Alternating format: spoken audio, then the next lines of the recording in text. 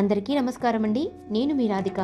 కార్తీక మాసంలో 23వ రోజు పారాయణము ఈరోజు తెలుసుకుందాము. వీరభద్రుని మూర్ఛతో వెర్రెత్తిపోయినటువంటి శివసేన పోలోమంటూ పరిగెత్తి పురహరుణ్ణి శరణు వేడింది. అంటే ఆ పరమేశ్వరుడి దగ్గరికి వెళ్ళి వీళ్ళంతా కూడాను మమ్మల్ని రక్షించండి అంటూ ఆ శివుడిని వేడుకున్నారు. అభవుడైన ఆ శివుడు అసలు ఏమీ జరగనట్లుగానే చిరునవ్వు నవ్వుతూ తన నందివాహనాన్ని అధిష్ఠించి రణభూమికి బయలుదేరాడు. అంతవరకు భయకంపితులైనటువంటి ఆ సమస్త గణాలన్నీ కూడాను శివ సందర్శనంతో ధైర్యవంతులై మళ్ళీ యుద్ధ ప్రవేశం చేశారు. నందివాహనారూఢై వస్తున్నటువంటి ఆ శివుణ్ణి చూడగానే కార్తీక వ్రతస్థుణ్ణి చూసి పారిపోయే పాపాల వలె రాక్షసులంతా కూడాను పారిపోసాగారట. జలంధరుడు చండీశ్వరుడితో తలపడ్డాడు. శుంభ నిశుంభ కాలనేమ్యశ్వముఖ బలాహక ఖడ్గ రోమ ప్రచండ ఘస్మరాది రాక్షస నాయకులందరూ కూడాను ఒక్కుమ్మడిగా ఈశ్వరునితో తలపడ్డారు. సర్వేశ్వరుడైన శివునికి వీరందరూ ఏపాటి? ఆయనొక్క గండ్రగొడ్డలితో ఖడ్గరోముడి శిరస్సును నరికేశాడు. బలాహకుడి తలను 2 చెక్కలుగా చేసేశాడు. పాశప్రయోగంతో గస్మరుడిని నేలకు పడగొట్టాడు. ఈ లోపల శివుడి వాహనమైనటువంటి వృషభం యొక్క శృంగఘాతాలకి అనేక మంది రాక్షసులు యమలోకానికి వెళ్ళిపోయారు. శివ ప్రతాపంతో చిల్లులు పడిపోయిన తన సేనాచక్రాన్ని చూసుకుంటూనే సుడులు తిరిగిపోయిన జలంధరుడు, అంటే భీకరమైన కోపం వచ్చినటువంటి ఆ జలంధరుడు సరాసరి రుద్రుడినే తనతో యుద్ధానికి పిలిచాడు. అంటే పరమేశ్వరుడినే తనతో యుద్ధానికి రమ్మని చెప్పేసి పిలిచాడంట. ఆహ్వాన సూచకంగా 10 బలమైన బాణాలతో పశుపతిని గాయపరిచాడు. అయినా శివుని ముఖంలో చిరునవ్వు ఏమాత్రం కూడాను తగ్గలేదు. ఆ మందహాసంతోనే జలంధరుడిని, గుర్రాలని, రథాన్ని, జెండాని, ధనస్సుని వీటన్నింటినీ కూడాను శివుడు నరికేశాడు. రథహీనుడైన రాక్షసుడు ఒక గదను తీసుకుని గంగాధరుని మీదకు రాబోయాడు. శివుడు ఆ గదను కూడా తన బాణాలతో విరగగొట్టేశాడు. నిరాయుధుడైన జలంధరుడు పిడికిలి బిగించి పినాకపాణిపై దూకబోయాడు. ఒకే ఒక్క బాణంతో వాడిని 2 మైళ్ళ వెనకకు పడేలా కొట్టాడు పరమేశ్వరుడు. అంతటితో జలంధరుడు ఈశ్వరుడు తనకంటే బలవంతుడని గుర్తించి సర్వసమ్మోహనకరమైన గంధర్వ మాయను ప్రయోగించాడు. నాదమూర్తి అయిన నటరాజు మోహితుడయ్యాడు. గంధర్వ గానాలు, అప్సరో నాట్యాలు, దేవగణవాద్య ఘోషలతో ఆయన సమ్మోహితుడైపోయాడు. ఆ మోహంతో ఆయన ధరించిన సమస్త ఆయుధాలు చేజారిపోయాయి.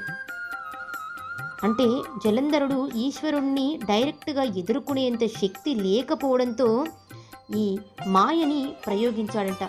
ఆ మాయతో పరమేశ్వరుడి యొక్క ఆయుధాలన్నీ కూడాను చేజారిపోయాయి. ఎప్పుడైతే మృడు అలా మోహితుడైపోయాడో, అంటే పరమేశ్వరుడు అలా ఆ మోహంలో ఇరుక్కుపోయాడో, తక్షణమే జలంధరుడు శుంభ నిశుంభులిద్దరినీ యుద్ధంలో నిలబెట్టి తాను పార్వతీ ప్రలోభం చేత శివమందిరానికి బయలుదేరాడు. వెళ్లే ముందు శివస్వరూపాన్ని ఏకాగ్రంగా అవలోకించాడు. మాయ తప్ప బలం పనికిరాదని గ్రహించిన జలంధరుడు పంచముఖాలతోనూ 10 చేతులతోనూ జటలతోనూ అచ్చం శివుడు ధరించిన ఆయుధాల వంటి ఆయుధాలతోనూ ఒకానొక మాయా వృషభం మీద శివమందిరమైన పార్వతీదేవి అంతఃపురానికి బయలుదేరాడు. అలా వస్తూ ఉన్న మాయా జలంధరుడిని చూసి అంతవరకు పరదృష్టి గోచరం కాని పార్వతి వాడి దృష్టిపథంలో పడింది. అందానికి మారుపేరైన ఆ పార్వతిని చూస్తూనే జలంధరుడు వీర్యస్ఖలనం చేసుకున్నాడు. ఎప్పుడైతే వాడు వీర్యస్ఖలనం చేసుకున్నాడో అప్పుడే వాడి మాయా విద్య నశించిపోయింది. వాడు రాక్షసుడనే విషయం పార్వతికి అర్థమైపోయింది. అంతటితో ఆమె అంతర్హితమై మానస సరోవర తీరాన్ని చేరి విష్ణువును ధ్యానించింది. తక్షణమే ప్రత్యక్షమయ్యాడు విష్ణువు. ప్రత్యక్షమైన విష్ణువు ఇలా చెప్పాడు: తల్లి పార్వతి, వాడు చూపించిన దారిలోనే నేను కూడా ప్రయాణించాల్సి ఉంది. అంటే అతను ఎలా అయితే మాయ చేసి నీ దగ్గరికి చేరుకున్నాడో నేను కూడా అలానే మాయ చేస్తాను అని చెప్పేసి విష్ణుమూర్తి పార్వతీదేవికి చెప్పాడంట. చెప్పి దిగులు పడకు తల్లి అని ఆమెను ఓదార్చాడు. నీ పాతివ్రత్య మహిమ వలన పశుపతి ఎలా జయింపరానివాడో అలాగే ఆ జలంధరుడి భార్య యొక్క పాతివ్రత్య మహిమ వలన వాడు కూడా జయింపరానివాడుగా తయారయ్యాడు.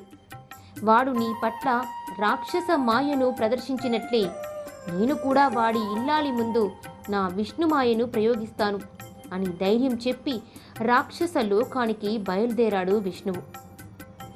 ఆ విధంగా విష్ణువు బయలుదేరినది మొదలు అక్కడ ఆ రాక్షస రాజ్యంలో జలంధరుని భార్య అయిన బృందకు దుస్వప్నాలు కలగసాగాయి. అంటే చెడు కలలు వస్తున్నాయంట. ఆమె కలలలో జలంధరుడు దున్నపోతు మీద ఎక్కి తిరుగుతున్నట్లు, దిగంబరుడైనట్లు, వళ్లంతా నూనె పూసుకుని తిరుగుతున్నట్లు, నల్లని రంగు పువ్వులతో అలంకరించబడినట్లు, పూర్తిగా ముండనం అంటే గుండు చేయించుకుంటున్నట్లు, దక్షిణ దిక్కుగా ప్రయాణిస్తున్నట్లు, తనతో సహా తమ పట్టణమంతా సముద్రంలో మునిగిపోతున్నట్లు అన్నీ కూడాను ఇలా చెడుగా కలలు వస్తూ ఉన్నాయి. అంతలోనే మేల్కొనిన బృంద ఉదయ సూర్యుణ్ణి దర్శించి తాను చూసినది కలేనని తెలుసుకుని అది అశుభమని తలపోసి చింతించసాగింది. ఇలా చెడు కల రావడము అశుభంగా భావించినటువంటి బృంద చాలా బాధపడుతూ ఉందంట. అయినా అది మొదలు ఆమెకు మనశ్శాంతి కూడా లేకుండా పోయింది. అరిష్టాన్ని తలబోస్తూ అస్థిరమతి అయి నలుదిశలా మసలసాగింది. అటూ ఇటూ తిరుగుతూ ఉంది. ఆ విధంగా ఒకానొక వేళ వనవిహారం చేస్తూ ఉండగా సింహం వంటి ముఖాలు కలిగిన 2 రాక్షసులు కనిపించారు. వారిని చూసి బీభత్సురాలైన బృంద వెనుతిరిగి పారిపోతూ ఆ వనమందే శిష్య సమేతుడై ఉన్న ఒకానొక ముని యొక్క కంఠాన్ని చుట్టుకొని, ఓ మునివర్య, నన్ను రక్షించు, నాకు నీవే శరణు అని కేకలు వేయసాగింది. అప్పుడు ఆ ముని భయగ్రస్త అయిన ఆమెని వెన్నంటి వస్తున్న రక్కసుల్ని చూసి ఒక్క హూంకార మాత్రం చేత ఆ రాక్షసులు పారిపోయేలా చేశాడు. అంతటితో ధైర్యం చేజిక్కించుకున్నటువంటి బృంద ఆ మునికి దండవత్తుగా ప్రణమిల్లి అంటే భక్తితో నమస్కరించి, ఓ ఋషీంద్ర, ఈ గండం నుండి నన్ను కాపాడిన దయాళుడవు గనుక నేను నా సంశయాలను కొన్నింటిని నీ ముందుంచుతున్నాను. నా భర్త అయిన జలంధరుడు ఈశ్వరునితో యుద్ధానికి వెళ్ళాడు. అక్కడ ఆయన పరిస్థితి ఎలా ఉందో దయచేసి నాకు తెలియజేయండి అని ప్రార్థించింది. కరుణాకరమైన దృష్టిలను ప్రసరిస్తూ ఆ ఋషి ఆకాశం వంక చూశాడు. వెంటనే 2 వానరులు వచ్చారు. ముని వారికి కనుబొమ్మలతోనే కర్తవ్యాన్ని ఆజ్ఞాపించాడు. ఆ 2 కోతులు మళ్ళా ఆకాశానికి ఎగిరి అతి స్వల్ప కాలంలోనే తెగవేయబడిన జలంధరుడి చేతులను, మొండెమును, తలను తెచ్చి వారి ముందుంచాయి. తన భర్త యొక్క ఖండించబడినటువంటి అవయవాలను చూసి బృంద గొల్లుమని ఏడ్చింది. అక్కడే ఉన్న ఋషి పాదాలపై పడి తన భర్తను బ్రతికించవలసినదిగా ప్రార్థించింది. అందుకు ఆ ముని నవ్వుతూ, శివోపహతులైన వాళ్ళని బ్రతికించడం ఎవ్వరికీ సాధ్యం కాదు. అయినా నాకు నీ పట్ల ఏర్పడిన అవ్యాజమైన కరుణ వలన తప్పక బ్రతికిస్తాను అంటూనే అంతర్హితుడయ్యాడు. అతనలా మాయమైందే తడవుగా జలంధరుడి అవయవాలన్నీ అతుక్కుని అతడు సజీవుడయ్యాడు. భిన్నురాలై ఉన్న బృందను కౌగిలించుకుని ఆమె ముఖాన్ని పదే పదే ముద్దాడాడు. పునర్జీవితుడైన భర్త పట్ల అనురాగంతో బృంద పులకించిపోయింది. వారిద్దరూ ఆ వనంలోనే వివిధ విధాలుగా సురత క్రీడలలో మునిగిపోయారు. మరణించిన మనోహరుడు అంటే మరణించినటువంటి తన భర్త అయినటువంటి జలంధరుడు మరలా బ్రతికి వచ్చాడనే ఆనందంలో బృంద వెంటనే గుర్తుపట్టలేకపోయినా ఒకానొక సురత సుఖానంతరం ఆమె అతనిని విష్ణువుగా గుర్తించింది.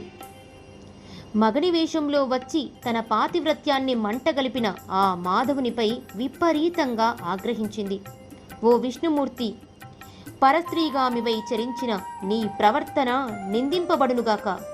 నీ మాయతో ఇంత పూర్వం కల్పించిన వానరులిద్దరూ రాక్షసులై జన్మించి నీ భార్యనే హరించెదరుగాక.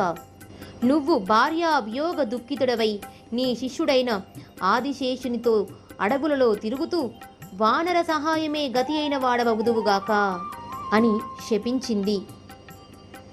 తననభిలషిస్తూ చేరువవుతున్న శ్రీహరి నుండి తప్పుకొని అగ్నిని కల్పించుకొని అందులో పడి బూడిదైపోయింది. అందుకు చింతించిన విష్ణువు మాటిమాటికి ఆ బృందనే స్మరించసాగాడు. నిలువునా కాలిపోయిన ఆమె యొక్క చితాభస్మాన్ని తన తనువంతా పూసుకొని విలపింపసాగాడు. సిద్ధులు ఋషులు ఎందరు ఎన్ని విధాలా చెప్పినా విష్ణువు శాంతిని పొందలేకపోయాడు.